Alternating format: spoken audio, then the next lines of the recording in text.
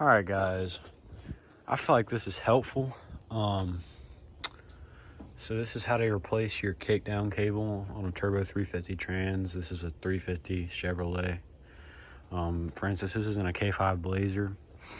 My bad, I just knocked that coolant over. So you want to get your cable, right, run it up to the intake or the little bracket where it goes up there, or at least have it halfway ran up. But your real problem's gonna be getting it. I tried to silicone mine because I'm an idiot. But you gotta kind of finagle your way. I had to unbolt my exhaust. Look, here's a bolt still up here. I had to unbolt my exhaust, and there's a little bolt hole. I still have to turn this thing around, I just realized. But if you can see, I put a bolt in the hole where the actual cable comes out. There's like a little stick cable type deal. And then you have to attach it to your cable, your new cable. Let's see if I can, it's kind of a dumb angle. Okay, here we go.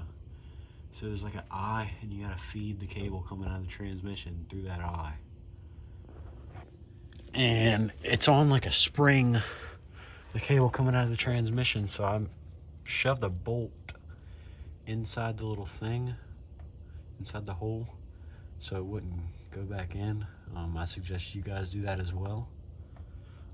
Also, the bolt size is an 11, and you're gonna need like a small extension and a ratchet to get up in there on a K5 Blazer at least. But other than that, yeah, that's all I've got for you guys. Thought it would be helpful.